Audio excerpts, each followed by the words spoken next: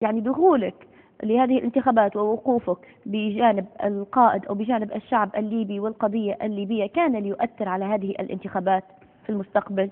سؤال جيد بشكرك عليه. أولا دخول الانتخابات، نعم. وأنا قادم إلى هنا تحدثت مع بعض الخصوم في الانتخابات، لكن احنا في الحقيقة أصدقاء اللي داخلين الانتخابات. فقلت لهم على فكرة، بقول لهم مين يجرؤ يسافر يروح ليبيا؟ نعم. قالوا مجنون مين؟ قلت لهم أنيس الدغيدي. قالوا مش معقول.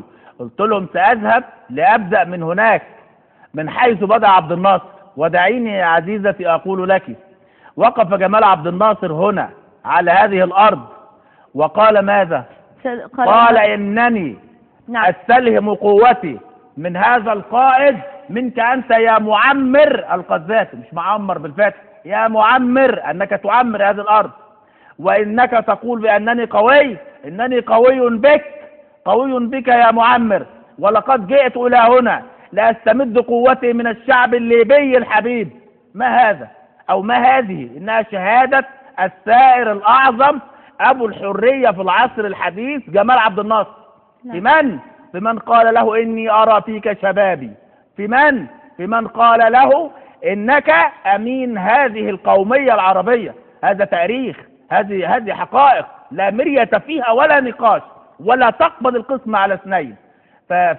فكيف تتصورين أنني حينما آتي إلى هنا أولا آتي لكي أستمد بالفعل هذه القوة، هذه الحماسة، هذه القيم النبيلة، هذه الثورية يا عزيزتي الموقرة، هذا النضال، هذا العمل القومي. هذا هو درب عبد الناصر، هذه هي سكة عبد الناصر، هذا هو درب معمر القذافي، هذه قضية عبد الناصر ومعمر القذافي. طريق الثوار لا ينبغي أن يترك، لا ينبغي أن يستبعد، إنما يجب أن يطرق حتى لو كان على حساب مصيرك القادم أو مصيرك الانتخابي. هذا سيحسب في سجلي.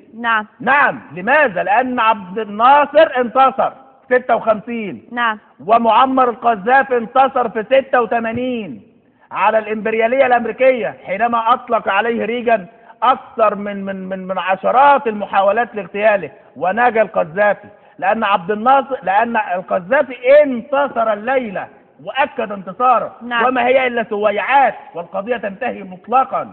وهذا يعود إلى بداية سؤالك، لكن دعيني أقول لك أن وجودي هنا شرف للقومية التي أحملها.